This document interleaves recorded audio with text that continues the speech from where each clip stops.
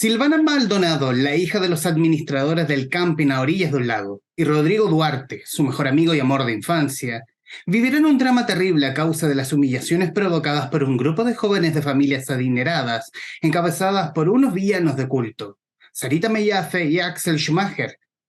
Lo que parte como la broma de un grupo de estudiantes culmina en la tragedia y será el germen de una venganza que tomará ribetes inconcebibles, la vuelta a la vida de una historia de culto. No me mires a los ojos, basada en la teleserie Fuera de Control, escrito por nuestro invitado hoy en El Traficantes de Cultura, Pablo Illanes. Pablo, bienvenido, gracias por aceptar esta conversación. Gracias por la invitación, feliz de estar con ustedes. ¿Y quién me acompaña en esta grabación del podcast? Javier Sierra, parte de la crew del Traficantes de Cultura. Javi, ¿cómo te va? Muy bien, ¿tú cómo estás ahí? Aquí todo perfecto. Pablo, aquí vamos a hablar de una historia de la cual hemos visto y visitado y revisitado absolutamente, que es Fuera de Control. Y antes de hablar de la idea primigenia del libro, ¿cómo nace Fuera de Control? Fuera de Control es una previa porque tu anterior teleserie fue Playa Salvaje. ¿Cómo logras meter esta historia a finales del siglo en Canal 13? La verdad es que fue un poco de suerte, como todo lo que uno hace en la vida, siempre va acompañado de algo de fortuna o mala fortuna. En este caso yo venía de dos éxitos que habían sido Detener mi Playa Salvaje y me tocaba cambiar de semestre, o sea, me tocaba hacer la teleserie del primer semestre, que siempre era un semestre mucho más competitivo porque se enfrentaba directamente con la teleserie de Vicente Sabatini, que en ese tiempo no sé, eran las historias que más movían elencos, más movían producción y que también eran las más vistas por el público. Y buscando un poco busqué una historia que me hiciera feliz al momento de escribir y que al mismo tiempo fuera competitiva para esta como batalla que era bastante inventada por los periodistas en ese tiempo.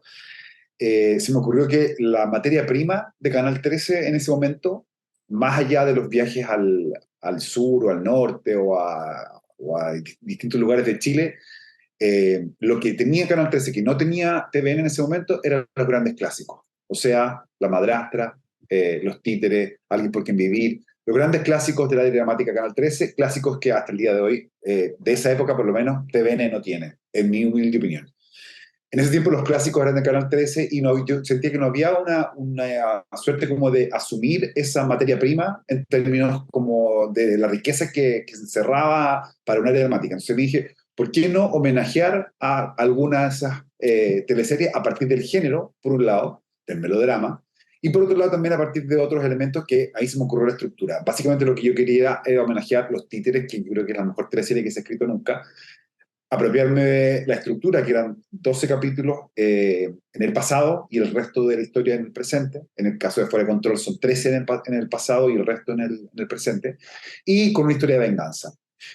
Hasta ahí nomás me llegó la idea del homenaje, porque lo que al principio fue como un puntapié inicial, después la historia agarró fuerza propia y Los Títeres se convirtió en una fuente de inspiración inagotable en términos de volver al melodrama extremo. Yo le llamo melodrama hardcore, que es ese melodrama donde en el fondo hay tres vueltas. Eres mi padre, sí, soy tu hijo y voy a hacer un aborto. O sea, hay como tres momentos peak que impactan al espectador y que desencajan como audiencia. Y eso es el objetivo un poco de ese tipo de melodrama, es sorprender, a veces alcanzando incluso géneros que no corresponden evidentemente al melodrama, sino que pasan por la comedia, por el terror o por el suspenso, ¿no?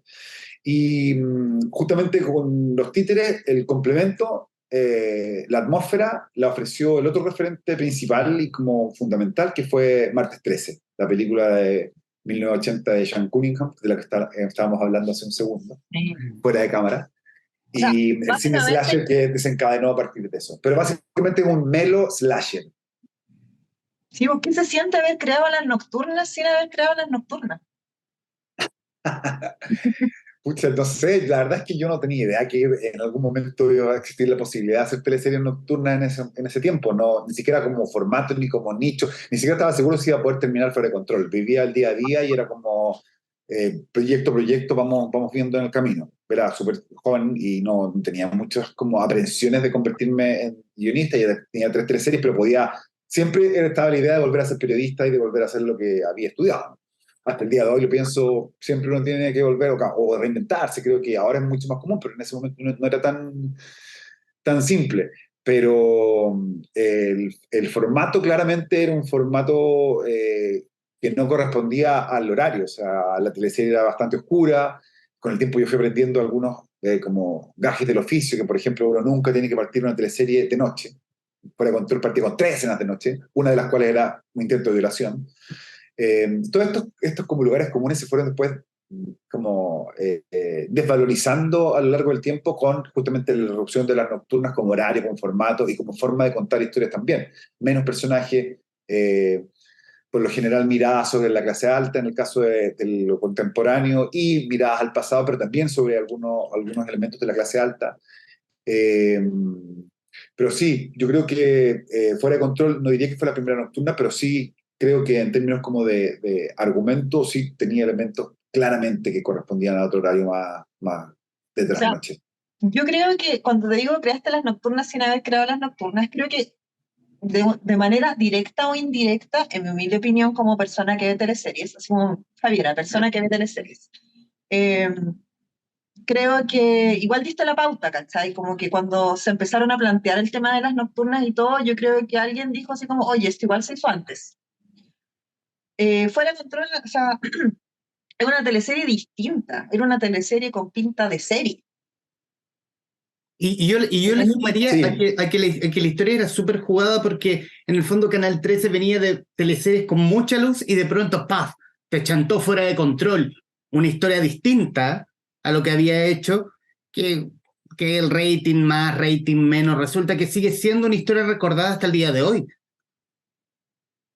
sí, yo creo que eso es lo que más me ha sorprendido de Fuera de Control y de lo que pasó ahora con lo que está pasando ahora con el libro, es que por suerte es imposible medir cuán hondo cala un personaje en una audiencia. No hay números y no hay rating para eso. O sea, hay como una medición valórica o ética o moral o de alguna forma que es otro tipo de medición, que es más sensorial, no tengo idea, pero que sin duda yo he escrito otras teleseries mucho más exitosas que Fuera de Control, pero nunca me he encontrado con fans más jugosos, más intensos y más desesperados por contar su experiencia con Fuera de Control que los de Fuera de Control. Y ahí de alguna forma está ese impulso de rescatar la historia de Fuera de Control y que termina siendo hoy el libro que podemos ver en librerías o en formato ebook. Sí, lo que pasa es que también hay un tema como de derechos. En ese momento, en el tiempo de Fuera de Control, los guionistas firmábamos contratos donde cedíamos los derechos por 10 años. Esa realidad cambió radicalmente, ahora firmamos los derechos de cesión para siempre. Entonces, en el caso de mis primeras teleseries en Canal 13, esos derechos volvieron a mí en algún momento y yo empecé a tratar de hacer algo con esta historia, remakes y una suerte de... Bueno, Fuera de Control era mi favorita de ese momento porque, bueno, de las que he hecho es la historia más cercana que tengo por montones de razones.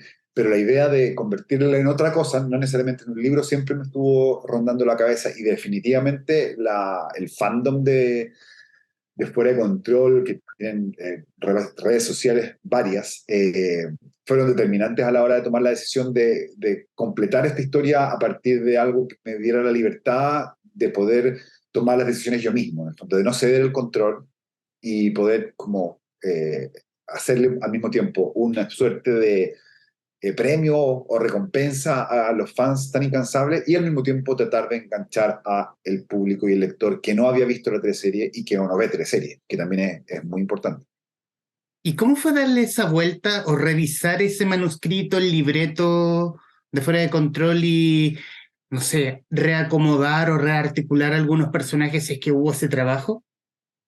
Aunque tú no lo creas, no revisé los libretos porque no los tengo, no están en Ajá. mi poder. En ese tiempo trabajamos en disquete, imagínate la cantidad de años. Entonces no están los archivos digitales, trabajamos, o sea, están los archivos digitales, pero yo entregaba un disquete al canal. Los libretos los tiene Canal 13.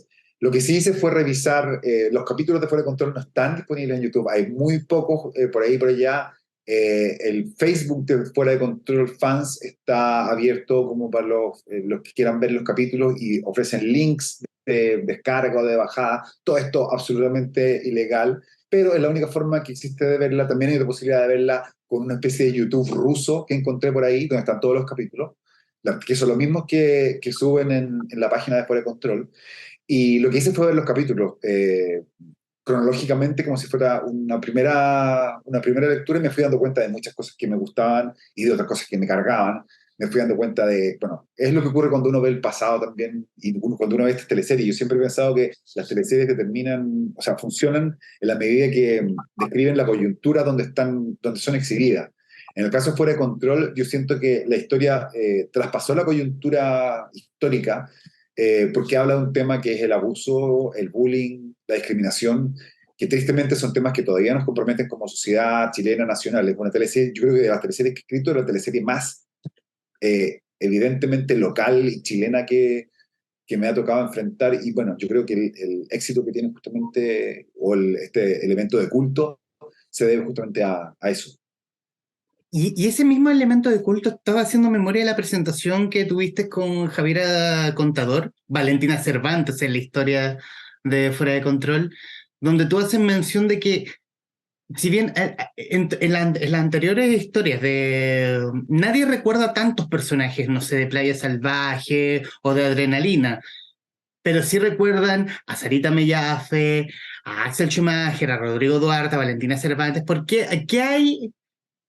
Y tú mencionabas como esa cierta como de sentirse interpretado. Mucha Pero gente si Axel creyó que, Schumacher nunca se ha ido. claro, Se y ha ido. probablemente, Ahora se dedica a la política, no, pero nunca se ha ido. no, y sabéis que hay mucho Duarte, y uno ve que hay muchos Rodrigo Duarte hoy dando vuelta, en el Sí. fondo. La verdad es que todo este como descubrimiento o reencuentro con los personajes de Fuera de Control también han servido para responder esas preguntas que yo siempre me había hecho, que es por qué esta historia funcionó en términos emocionales a un nivel más profundo que probablemente que Playa Salvaje, que la dobló en rating. O sea, la vio el doble de la gente, supuestamente. Yo no quiero dudar del rating, pero a medida que uno va haciéndose más viejo, también empieza como a poner en tela de juicio ciertos recursos y ciertos mecanismos en los cuales hemos confiado durante toda la vida y que no necesariamente registran lo que uno quiere registrar. A mí me interesa mucho más saber cuán profundo eh, afectó Duarte a un joven que estudiaba en tercero medio del año 99, que si Playa Salvaje tuvo 32, 34, 40 puntos de rating, ¿no? Entonces, ese como análisis cualitativo de los hechos y de los datos, yo creo que hace falta, en términos generales, históricamente. Eh, yo siento que la historia de Fuera de Control y la historia de No los mires a los ojos tiene que ver con la violencia. Creo que era una historia que estaba contada a través de la violencia. La violencia involucraba a todos los personajes de alguna u otra forma. Incluso los personajes que parecían sanos y buenos, como Valentina, había sido enfrentada a un tema violento a temprana edad porque su madre la habían matado. Supuestamente la habían matado a un terrorista, pero en la novela descubrimos que eso no es así, que hay otros elementos como en juego, no quiero hacer spoiler, pero había una lucha de los personajes contra la violencia o sencillamente vivían amparados en este sistema violento. Yo creo que eso, a fines de los 90, en la sociedad en la que estábamos insertos, afectó profundamente a mucha gente, de dos generaciones principalmente, de los que estaban en enseñanza media en el año 99, o sea, de primero a cuarto medio, o si no, los que ya estaban más grandes, que tenían cerca de 30 años y que veían las teleseries como las veían cuando eran más jóvenes, ¿no? Ambas generaciones, los que tenían, qué sé yo, 18, de 15 a 18, y los que tenían 30, se vieron afectados por esta historia de alguna otra forma. Eso en la primera emisión y en la segunda. Y el motivo yo creo principalmente que tiene que ver con una fibra emotiva, con una presencia del trauma también. Con este libro se me ha acercado gente que ha vivido situaciones de bullying en el colegio y que lo mismo los ha llevado como a refugiarse en la literatura o en el arte, en el cine. Lo que tú dices como de este tipo humano del Duarte también ha adquirido más peso en el último tiempo. Eh, la idea del cinéfilo un poco frustrado o el artista un poco frustrado es algo que nos acompaña incluso como país, ¿no? Tenemos ese arquetipo. e incluso Saritas Mellafe, hay gente que se identifica con el personaje sin saber el nivel de veneno y de perversión que encierra. Lo mismo con Chumaje. Es que hay una cosa súper importante, creo, que tiene que ver con que en esa época, en la época en la que la teleserie Sugesti se emite, ¿cachai? Había muy pocos ejemplos cercanos a los que uno pudiese aferrarse o pudiese sentirte identificado, ¿cachai? Las teleseries, todas las cosas tenían un formato luminoso para entretener, no pienses demasiado las cosas, la violencia no se veía, existía de manera así como demasiado fantástica, por lo tanto era, pasaba, ¿cachai? Pero cuando mostráis un producto que es como, oye, esto a mí me ha pasado, cuando te acercáis a la violencia, porque a los distintos grados de violencia, no solo física, no solo de armas, sino violencia psicológica, violencia verbal, ¿cachai? En una producción que es de tu propio país, pasa que la gente se interpela más, pues, ¿cachai? Como Sí. decir, muchas de las personas que sufrieron, que sufrimos, no sé, bullying, ¿cachai? O algún tipo de, por ser de otra manera, nos refugiamos, como decís tú, en los libros, en las películas, en lo de afuera, y de repente encontrarte con algo producido aquí es otra cosa, y sigue pasando que aparecen libros, aparecen producciones, ¿cachai? Donde la gente dice, qué bacán encontrarme con este tipo de mensaje dentro como de mi propia esfera, ¿cachai? Pero lo que pasa es que ahora con las plataformas es más común encontrar exactamente lo que te hace clic, o lo que te afecta, o lo que te emociona, ¿no? En ese tiempo no era tan fácil, no era tan sencillo, y los 80 mucho menos. Ahora, rescatando un poco lo que decías de la violencia, igual yo creo que en los 80, en la primera mitad de los 80 y tal vez un poco más adelante, probablemente la primera mitad de los 80, sí existía en la ficción nacional una carga de violencia dramatúrgica, ¿no? Con principalmente Bodanovich y a ratos Moya Grau, pero esos eran nuestros estandartes. Después yo diría que en los 90, lo principal de los 90, empezó esta cosa luminosa, la playa, el bikini, el traje de baño, que bueno, todos caímos un poco en esa especie de fórmula, ¿no? Que tenía que ver como con enganchar al público en 2 segundos lo más rápido y lo más burdamente posible. Eh, pero sí creo que hubo una especie de, no sé si llamarlo retroceso, pero una vuelta a esa violencia a partir de Fuera de Control con el melodrama, con asumir el melodrama como tal. No sé, mucho después hizo Pura Sangre, fue hecha en TVN, se empezó a seguir un poco cierta pauta de la telenovela más asumidamente melodramática, que era en un momento, todo el mundo rehuía de la teleserie melodramática porque la comparaban con lo que estaba haciendo Televisa, con la teleserie La Hora del Almuerzo, que eso involucra un clasismo terrible porque es la telenovela, en el fondo, que ve la empleada, ¿no? Toda telenovela latinoamericana que se relacionara con lo mexicano, con latinoamericano, con lo colombiano, inmediatamente estaba denostada y despreciada porque identificaba a ciertas personas y cierta clase trabajadora, ¿no? Y eso, cuando yo entré a hacer teleserie, era clave, o sea, no, había que evitar todos los extremos porque se comparaban con Abigail, Cristal y todas las teleseries que son grandes clásicos de la dramaturgia latinoamericana de televisión.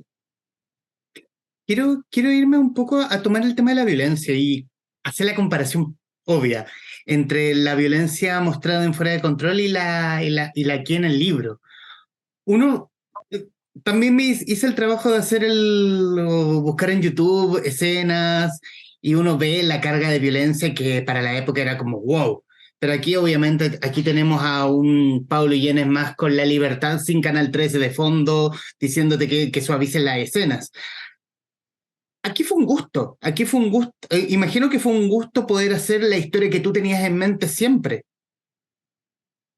Sí, sí, fue un gusto, fueron dos placeres simultáneos. Primero lo que dices tú, que es un poco liberarse del formato por un lado, del contexto histórico, Canal 13, Pontificia Universidad Católica por otro, a pesar de que en esta teleserie en particular no hubo tanta censura como me había tocado en otras tres series, sí hubo reclamos por el tema de la violencia y por la escena del incendio, que es la escena que desencadena toda la acción de Fuera de Control. Sí hubo conflictos. En ese tiempo estaban muy de moda estos gente patética, los legionarios de Cristo.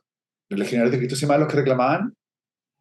No Eh, sé. Así se llamaban, puede ser, ¿no? Pero puede ser, todavía Eran, existe gente patética era que una suerte reclama. de proto Pastor Soto. se me Era algo ocurren así. ellos, El Porvenir de Chile, Se me viene harta gente a la mente. Bueno, eran estos que se quemaban vivos porque hacían cosas, porque reclamaban por todo, por el aborto, por la píldora anticonceptiva, por el Ujú. divorcio, por todo lo que, bueno, nuestra historia, ¿no?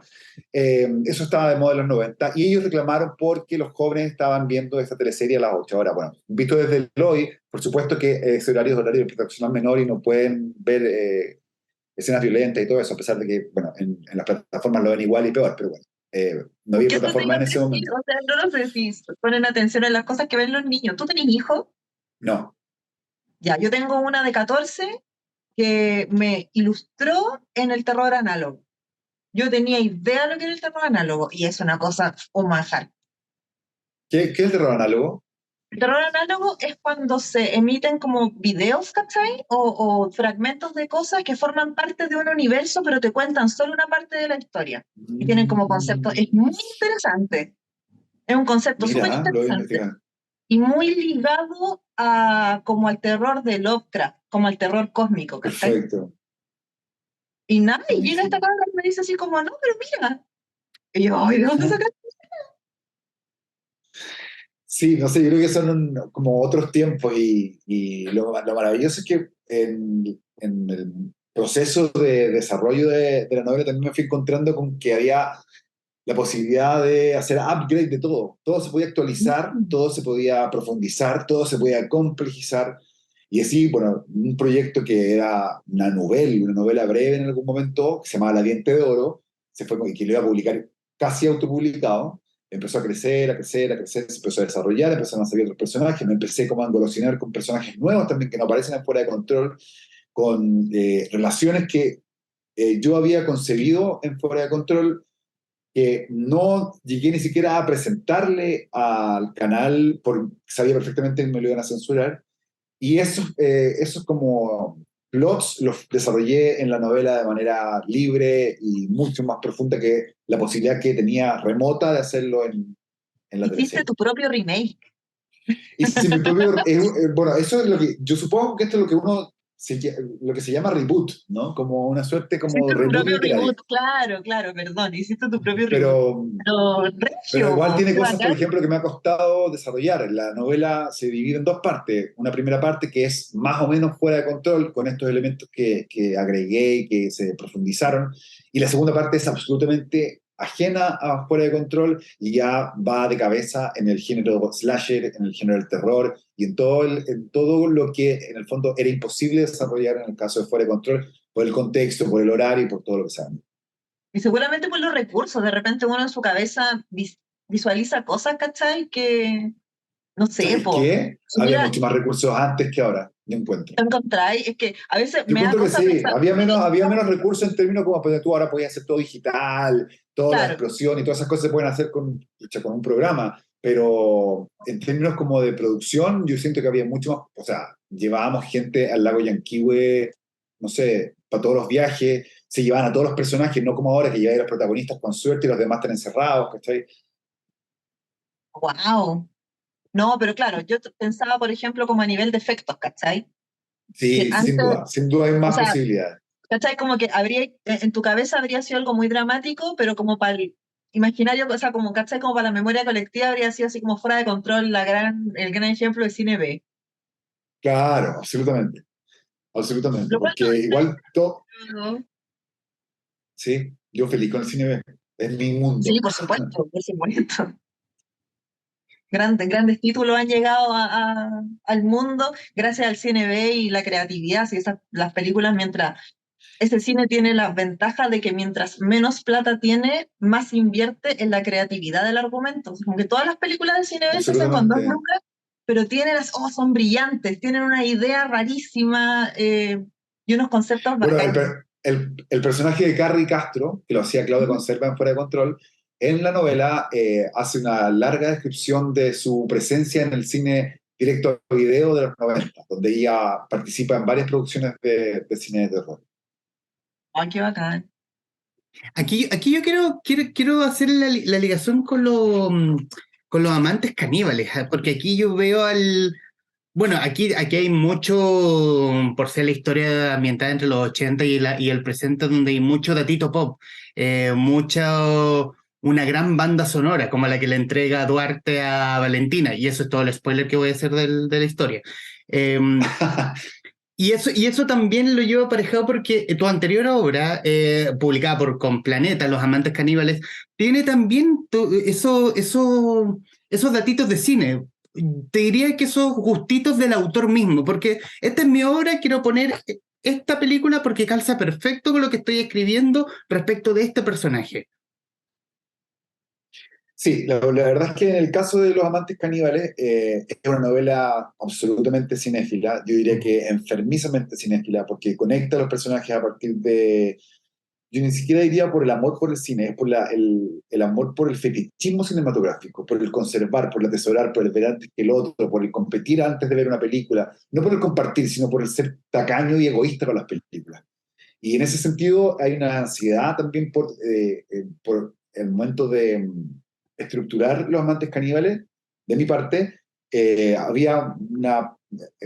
como que siento que le puse obstáculos al lector al momento de desarrollar la novela, obstáculos cinéfilos. Está lleno de pequeños juegos y pequeños secretos y tesoros. Por ejemplo, en Los Amantes Caníbales tiene la narración se interrumpe con críticas de cine de películas inventadas, pero películas inventadas que tienen director y actores reales. Entonces, de pronto, tú te ves enfrentado a una película donde está Leonor Varela con Julianne Moore, por ejemplo, Uh -huh. o Christian Bale con no sé quién. Y eso mucha gente lo tomó como un obstáculo, un impedimento, y costó mucho como que el público no cinéfilo se comprometiera con la historia. En el caso de No la mires a los ojos, que es mi novela subsiguiente, yo escribí una novela escribí Cataclismo entre Los Amantes Caníbales y No la mires a los ojos, traté de salirme un poco de la cinefilia, pero contrariamente a lo que eran mis intenciones, Fuera de Control y No la mires a los ojos también son novelas cinéfilas, porque también conectan los personajes que están conectados por su cinefilia. Recordemos que tanto Rodrigo Duarte, el bueno, y Axel Schumacher, el malo, son fanáticos del cine. Y lo único que tienen en común, es que los dos son fans de Terciopelo Azul de David Lynch. Dale, Javi. Yo sí, sigo. Ah, perfecto. Hablemos de terrores, entonces. Si vamos a hablar de Lynch, vamos a hablar de... Oh, es que Voy a poner mi me luz gusta... tenebrosa entonces. ¿Ah? Voy a poner mi luz tenebrosa. Sí, pues acuérdate que estaba ahí en personaje. Yo le voy a bajar para ponerme a tono. No, yo no, porque qué flojera. Eh, eh, eh, eh, eh, eh, Tu novela tiene harta... yo voy a hablar más como de la teleserie, que de la novela, porque estoy al debe. Pero siento que tiene como... Me gustaría saber cuáles fueron, además de las que ya mencionaste, otras inspiraciones, ¿cachai? Como otros como cosas que viste o revisitaste, ¿cachai? A la hora de escribir la novela, para poder hacerlo, no sé, película, serie. Porque entre que sale la teleserie y escribís la novela, han salido un millón de cosas. Y un millón de Sí. formatos, y un millón de historias, ¿cachai? Yo siento que, Como, a ver, la teleserie tuvo otro gran referente que estaba muy de moda en esa época, que fue el cine de Kevin Williams, particularmente Scream, y especialmente sé lo que hicieron el verano pasado. Y creo que se nota un sí, poco la influencia en Fuera de Control por todo lo que tiene que ver con estos amigos y eso. Ahora, venganza, thriller durante... adolescente, alguien te persigue, ya. Claro, alguien te persigue y todo eso. Entre Fuera de Control y No mires a los ojos, por supuesto que hubo muchos títulos y muchos, sobre todo libros, porque lo que sí me enriqueció como escritor fue, evidentemente, acercarme más a los libros en 23 años y poder conectar con lo que me interesaba de la literatura. En ese sentido, descubrí también que estaba la posibilidad de plasmar todos los terrores que tenía en lo audiovisual de una manera más literaria, de una manera más, yo diría, dolorosa, de alguna forma. El guión siempre es más técnico, el guión siempre tiene que ver Claro, como, el guión siempre es una herramienta para mucha gente que trabaja en un estudio. claro, pues tenés La que incluir novela, muchos detalles así como, absolutamente. no Claro, sé, como pestañas avanzadas. ella entra en pijama, por ejemplo, ¿cachai? Detalles como Claro, que a veces no siempre son tan interesantes, pero sí hay que desarrollarlos porque el actor tiene que saber si viene de la cama o no, ¿no? En el caso de la literatura hay mucho más egoísmo de parte del autor, siento yo, capricho a veces también. La idea es que el capricho, al momento de editar, tú vas botando ese capricho, vas como sacándote de encima el capricho y cuando el capricho no sirve, no, hay que evitarlo, ¿no? Eh, pero sí vi muchas cosas y lo que más me... Yo sí, creo que lo que más logré plasmar durante estos 23 años era cómo lograr una historia de terror manteniendo lo nacional, lo local, con una Claro. voz propia, sin caer en la impostación, ¿no? Yo creo que eso es lo más terrible de este tipo de novelas en particular, cuando tu voz no sale natural o no te sale como intrínsecamente tuya. Yo creo que con las voces en el cine, en la literatura y en el cine de género tienen que ser, no pueden ser prestadas, eso se nota inmediatamente. Tal vez en otro tipo de libros, eso, la idea como de copiar o de Claro, como que eh, contamináis el concepto de lugares comunes. Tú puedes tener claro, lugares comunes con muchas producciones, pero ya cuando efectivamente copiáis el habla, ya tipo, es como un mini plagio. claro, y eso yo creo que pasa mucho con la literatura de género y bueno, con las películas de terror. Yo creo que pasa muy seguido que tú dices, uy, esto está bueno, pero yo lo he visto antes, no sé dónde, pero lo he visto 200.000 veces. No sé, la historia típica de la familia que llega a la casa embrujada, que son arquetipos ya de dramaturgia. Lo que hablamos de Fear, pues, ¿cachai? Que era como una Claro, historia muy, como, muy arquetípica, o sea, como muy, ¿cachai? Onda, la historia del acosador, porque en ese momento la estaba de fórmula, moda, claro. donde pasaban como estas cosas. Y has descubierto, bueno, durante este estudio, ¿cachai? Como para poder sentarte a escribir, ¿descubriste algún autor que te llamara la atención?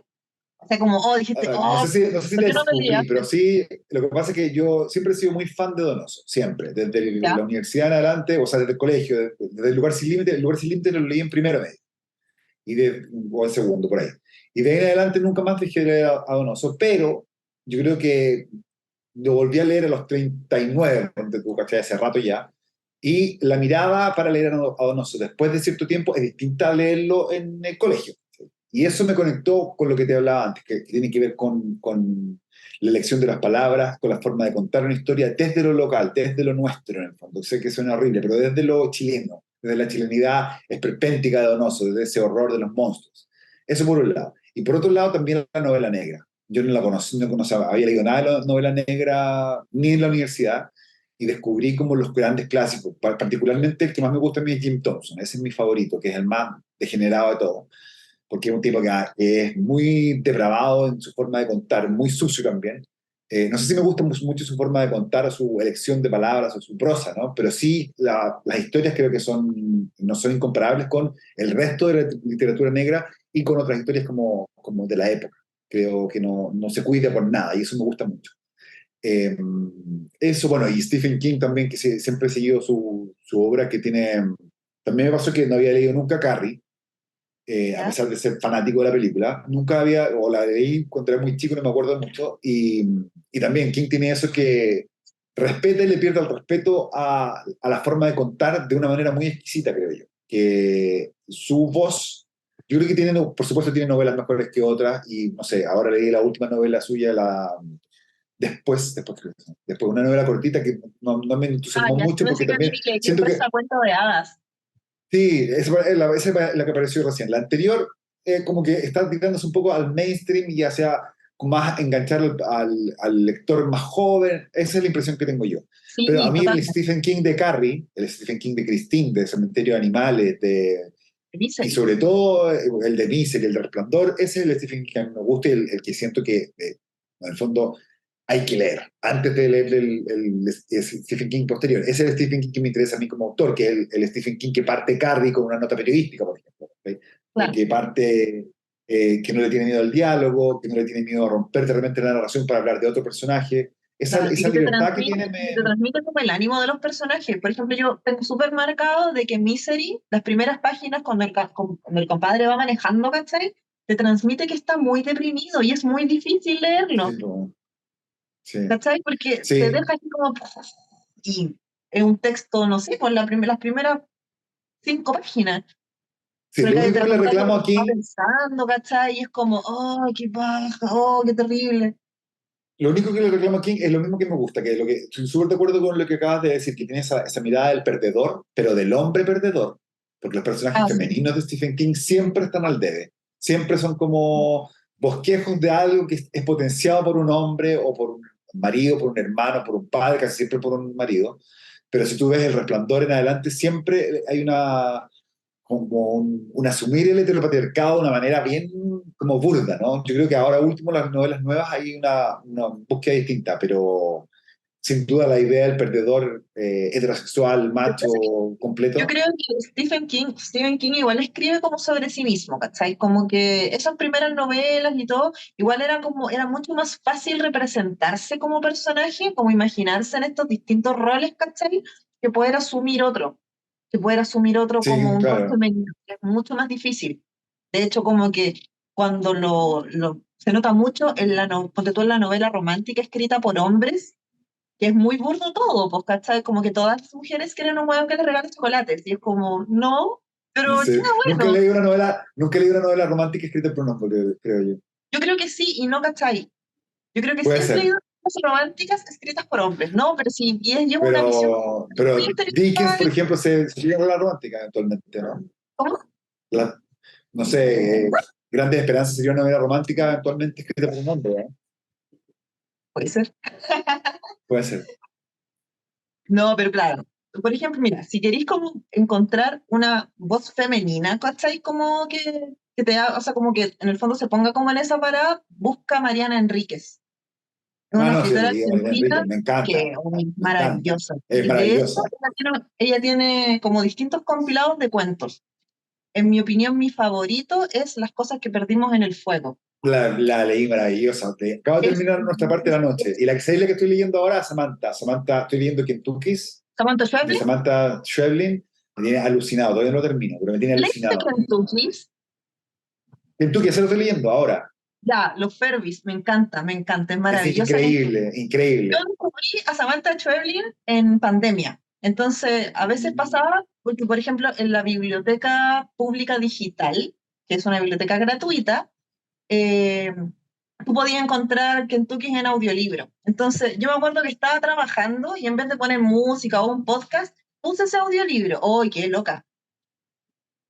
Es increíble. Me encanta ¡Oh, qué su... loquísima! También tiene una mirada Kentucky, alucinante. Me acordé mucho como de Cronenberg, no sé por qué, como de algunas películas antiguas de Cronenberg. ¿viste la peli nueva? Sí, la amé profundamente. Mi favorita Hay del uno más 2022. antiguo, como que todavía no, es que la Una de mis encontré en el favoritas. espacio. O sea, de hecho, la quiero ver de nuevo ahora apenas termine esta Ahora entrevista, ya, porque tío, la vamos. amé. Que alucino con Cronenberg, me encanta. Pero mi favorita es Existence. Ya, sí, sí, sí, sí. No, pero mira, a mí me pasa con la nueva que me metieron como tanto así como, no, es que tienes que encontrar el momento así ya para verla. Y por eso como que la dejaba estar así. De hecho, está muy, entonces como que tú puedes Sí, verla está en muy bien. plataforma. Sí, está muy bien. Pero yo seguramente estos días como que la voy a ver. De Sí, hecho, dale abierto una mundo y me mirada he porque puesto a ver otras cosas. está muy entretenida. Yo la disfruté completamente, me acordé como de por qué me gusta Cronenberg. Gaby decían que era así como muy asco, pero en general, cuando le hacen publicidad a esas Yo películas no, tienden a no ser tan así. o sea, es Cronenberg, no es Frozen, ¿cachai? Por ejemplo, yo me acuerdo cuando se estrenó una película francesa, creo, o franco-canadiense, que se llama Raw, que, es, que también Ay, es como sí, sobre la misma que animales. come Ya, es ya, el tema es heavy. que te decían que la gente salía vomitando y todo, no sé qué. Yo ya pues me preparé, la vi y sí, efectivamente hay una escena que es muy asquerosa, pero ya, es la escena que es muy asquerosa. Pero hemos visto tanto cine japonés desde los 90 en adelante, estamos acostumbrados ya a eso. Sí, o sea, vi una audición, listo. Sí, en audición Yo vimos hace todo lo de poquito, Takeshi Miike. sí, pues bueno, y de audición yo hace poquito leí la novela. No, no, no había tenido oportunidad de leer la novela de audición. ¿Y qué tal? ¿Buena? Oh, pero es que te abre otro mundo, ¿cachai? Porque te das cuenta de que la película es un resumen muy corto de la novela, como que hay elementos en la película que en la novela cobran otro sentido. Como por ejemplo este programa de radio que escuchaban, como de la mujer empoderada, Qué buena. cobran otro sentido. Una weá, porque ponte tú, aparece como elemento recurrente en la película, ¿cachai? Pero en la novela te dicen que eso tiene que ver con la audición, tiene que ver, es como un trabajo de marketing. Porque se supone que para atraer a todas estas minas a la audición, empezaron como a través de los medios, como Mm, a alimentar esta weá de que necesitaban como la mujer empoderada, no sé qué. Y ese programa es como, forma parte de ese plan de marketing, ¿cachai? Pero es hermosa. Esa novela está en Chile, de hecho traducida aquí, en una editorial emergente que se llama Abducción, que han traído Ah, hartas bueno, la voy a novelas de buscar. ese autor. Sí, búscala. De hecho, el autor es Ryu Murakami y tienen tres Sí. libros de él. Audición, un compendio de cuentos que se llama Decadencia de Tokio, que es increíble, que es muy en la línea de Audición, ¿cachai? Entonces, como bacán leerlo. Y otro que se llama Sopa de Miso, Mm, que está hace súper poco, ese que parece que todavía se lo no lo regalé leo, a alguien alguna vez. Yo creo que ese lo regalé alguna vez por cumpleaños. pero eso, Ryu Murakami, hay súper recomendaciones, Sí, buena. puras menciones. Oye, Pablo, y volviendo un poco al libro, ¿cómo fue el camino editorial? ¿Cómo termina No me mires a los ojos con Penguin Random House? Fue una sorpresa tras otra. La verdad es que yo había publicado Cataclismo con 7 ediciones, mi novela anterior, que es una editorial independiente que se especializa en género, en terror, ciencia ficción, en títulos LGBT. Tiene un sello pulp también como de literatura noir. Y empecé a escribir sin pensar como en la publicación, pensando que, no sé, lo iba a buscar en un momento, ¿no? Lo que más cuesta de hacer películas es distribuirlas y de hacer novelas es publicarlas, creo yo, porque el resto es un placer. Y en este caso coincidió con que me contacté con Danilo Lave, que estaba buscando títulos para Suma de Letras. Le conté que estaba proyectando esto como algo más breve y él fue el que se encargó de como seguir el proceso creativo y tratar de potenciar todos los elementos que fueron ganando terreno en la novela, pero se interesó inmediatamente desde el título en adelante, que en ese tiempo se llamaba La Diente de Oro, y conocía perfectamente la teleserie, entonces fue fácil tentarlo. Y en esa tentación, bueno, las historias de venganza abundan. Y obviamente hay una, yo creo que, no, quizás sería insolente decir como la fuera de control de TVN, Témpano, porque Témpano me llevó a fuera de control cuando la vi. Sí, en algún momento se pensó en que tenía muchos elementos de fuera de control e inocentemente yo traté como de plasmar algunas cosas, pero no, los resultados no sé si fueron los que yo pensaba ni los que nadie esperaba. Fue muy compleja en términos como de desarrollo de esa teleserie, pero sí había la historia de la venganza y del thriller un poco más melodramático, que en ese momento había agarrado harta onda por otras teleseries. Ujú. Y cómo te deja, como escritor, como creador de la historia, esta versión, este No mires a los ojos, para con los lectores, para quienes vieron Fuera de Control, o para tus lectores que te siguieron en libros anteriores, o para el lector en general? ¿Cómo te deja a ti como autor? Uf, la verdad es que la novela, todo el proceso desde el primer momento ha sido como fuera de control, impredecible. Ujú. Desde el momento de empezar a escribir hasta el momento de presentar la novela, el día de la presentación de la novela era a las 7 de la tarde, yo salí de mi casa a las 6 y llegué a las 7:10, porque había un taco heavy, tuve que correr por Providencia así desesperadamente. Fue todo un desastre y yo asumí que era la maldición de fuera de control es así, nunca los planes funcionan y nada es como uno lo espera. Pero internamente y como emocionalmente me dejan un muy buen pie, porque siento que al ser una historia que yo conocía y que tuvo bastante tiempo de desarrollo, disfruté mucho el proceso, por un lado, y por otro siento que también me abría hacia un público que no conocía, que es el público que sigue la novela más de misterio, la novela más de suspenso, que yo no había escrito hasta el momento. Sí, en algunas de mis novelas anteriores había tenido algunos elementos y algunos coqueteos con el género, pero no tan derechamente como en el caso de No la mires a los ojos. Y la verdad es que me siento muy bien durante la publicación de la novela y durante todo este proceso, porque creo que a pesar de lo difícil que es, porque siempre hay que contar y vender en el fondo, intentar a todo el mundo para que la convierta en su novela favorita, hay una suerte también como de asumir que, que uno puede hacer varias cosas al mismo tiempo, como lo dice Rodrigo Duarte en la propia novela, uno puede ser guionista, escritor, poeta, libertad, puede tomar distintos rangos al mismo tiempo, distintos caminos, y eso no tiene nada de malo. Y el caso de esta novela, como yo creo que lo comprueba un poco, las historias traspasan los años, traspasan los formatos y también traspasan las páginas de los libros, creo yo. ¿Y qué te queda, y a tu juicio te queda más cómodo ser alguno de esos elementos que nombraste o te gusta ser de todo un gran ente? Mm, Cada vez hago menos cosas, cada vez en vez de salir de mi zona de confort, trato de como regresar a la zona de confort. Hay cosas hay proyectos que he emprendido también con otros objetivos, no sé, las películas, me gusta mucho hacer películas, me gusta mucho dirigir las películas que están ahí atrás, pero es otro proceso completamente distinto, es opuesto yo diría al proceso de escribir una novela.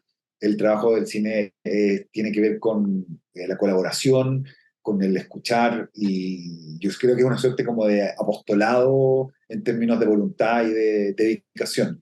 El caso de la literatura también es un apostolado, pero tiene que ver con la posibilidad de estar solo, hay un abandono propio del escritor al momento de enfrentar el texto, es como yo lo veo yo menos. Pero sí, me gusta hacer de todo, yo creo que eh, la gracia, o lo que yo creo que es la gracia de un escritor, es poder ser versátil y saltar de un proceso a otro de una manera respetuosa, profunda, y tratando de buscar cuáles son las alternativas para contar la mejor historia posible. Eso es la mirada que tengo yo frente al oficio. Y respecto de lo mismo, hacer una pregunta más a modo de la industria. ¿A tu juicio si antes la gran competencia de las teleseries era TVN versus Canal 13, hoy puede ser una producción X de Mega compitiendo con la que está en este momento en la cartelera de Amazon o Netflix o HBO? Eh, ¿Cómo ha crecido la industria en ese momento? Como para hacer una historia quizá o más chilena o más internacional, en el fondo, como lo hacen las turcas, por ejemplo. Eh, la industria nacional ha crecido mucho, sí, es cierto, pero no al nivel que uno cree. Y eso Ujú. hay que asumirlo. O sea, no hay 200 productoras haciendo series para plataformas. Hay dos, tres máximo. Tampoco las plataformas están llenas de producciones nacionales. Eso hay que cosa de mirarlo y de buscar, ¿no? Sí hay búsqueda de proyectos, sí se está moviendo y sí hay una suerte de revolución, pero yo tengo la impresión de que hay que mirarlo con cierta cautela, principalmente porque todo el mundo está buscando contenido. Esa es la desesperación. Eso nos da muchas posibilidades a los guionistas, pero también te da mucha responsabilidad en términos como de temáticas, de premisas, de proyectos, ¿no?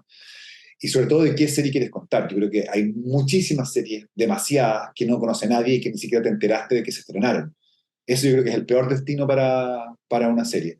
Me parece que el proceso que viene ahora es un poco, en general, no solamente en Chile, es despejar un poco la ecuación y ver cuáles son los temas que importan, cuáles son las miradas que prevalecen y también cuáles van a ser las plataformas que van a quedar, porque claramente van a quedar algunas en el camino, o sea, no van a sobrevivir todas, de aquí a un año no va a haber las 8 plataformas que existen por lo menos en Latinoamérica. De hecho, se están comprando unas a otras. Por ejemplo, antes Absolutamente. existía, no sé, pues en algún momento va a haber seguramente una fusión entre Netflix y Amazon, porque lo que Netflix vota, Amazon lo compra y lo sube.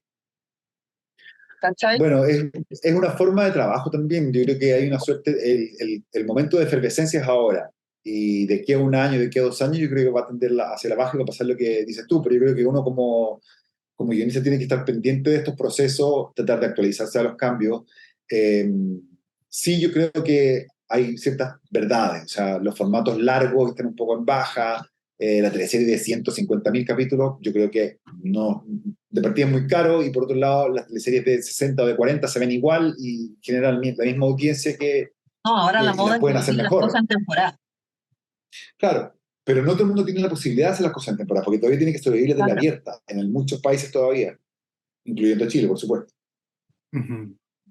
¿Y de qué escribiríais ahora, por ejemplo, si tuvierais la oportunidad de A mí, saltar? yo siempre quiero escribir terror, siempre. No, pero por ejemplo, porque ya, terror. Hablamos, ponte tú, del terror análogo, ¿cachai? Que de verdad te invito a buscarlo, como que, porque es un Lo voy a concepto hacer. súper interesante. Yo lo encuentro muy creativo y todo. Porque además se vale mucho de las redes sociales, de los formatos, ¿cachai?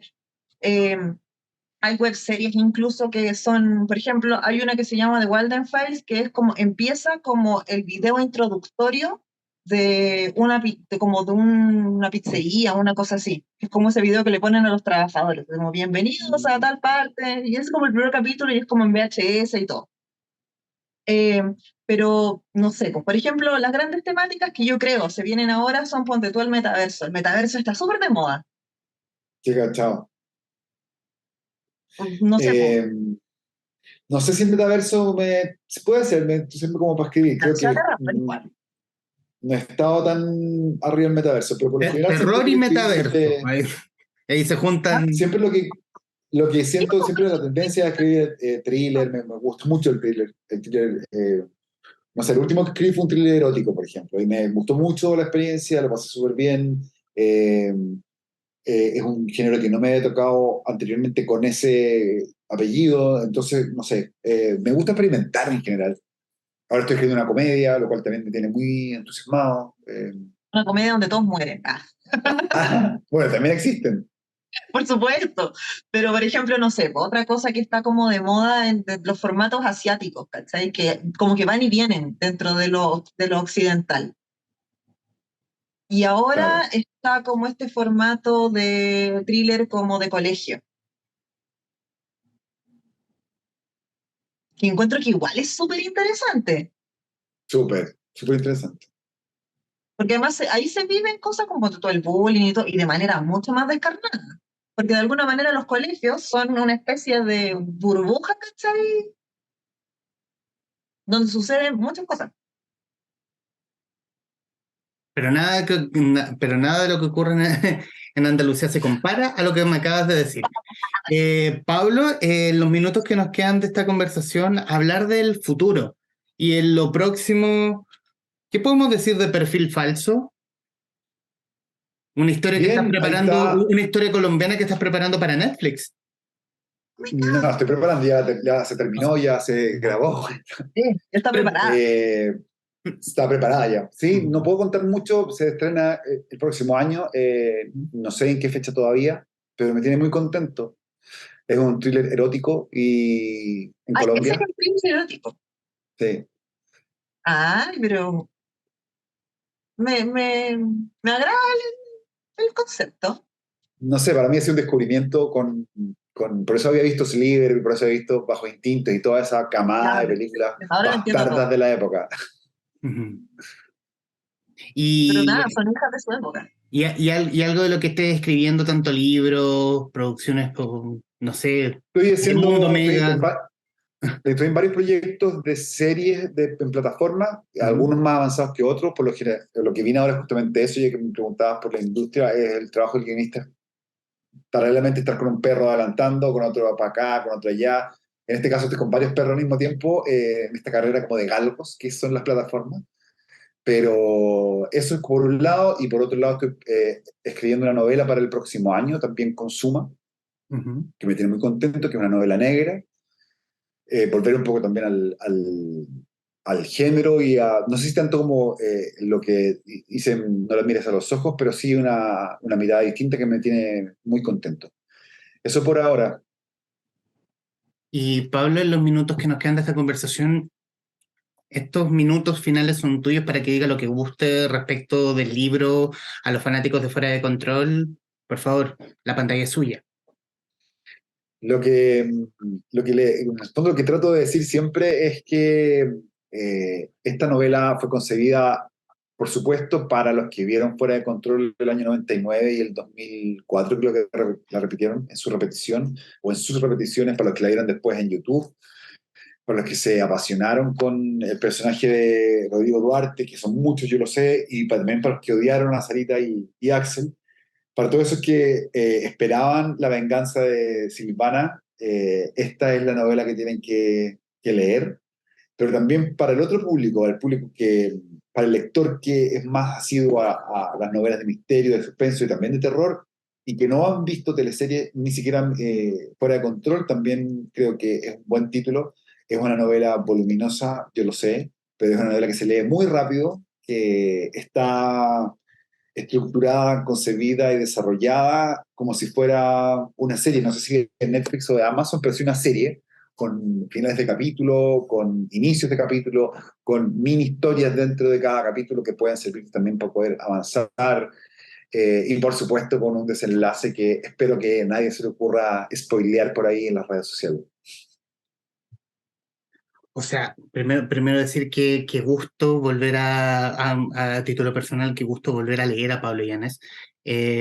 Muchas gracias. Si hay uno de los creadores de historia oscura, porque la historia oscura le queda perfecta a Pablo Illanes, como que da con el clavo, y son historias sórdidas pero atractivas, que creo yo, no me gustan tanto las comedias, con el respeto que me merece la comedia, pero estas son historias entretenidas. Creo yo, aventuro la novela del verano, si la quiere ver, si la quiere leer, la quiere revisar, revisitar.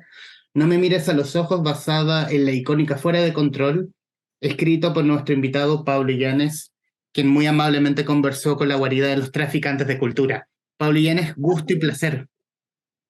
Muchas gracias por invitarme a la guarida y lo que quieran, aquí estoy para futuros títulos, aquí estoy para cuando me quieran volver a invitar. Excelente. Sí, totalmente. Vamos a estar atentos. Javiera Cerda, gracias. De nada. Salud. Y a quienes nos Salud. están viendo y escuchando, gracias por estar ahí. Adiós.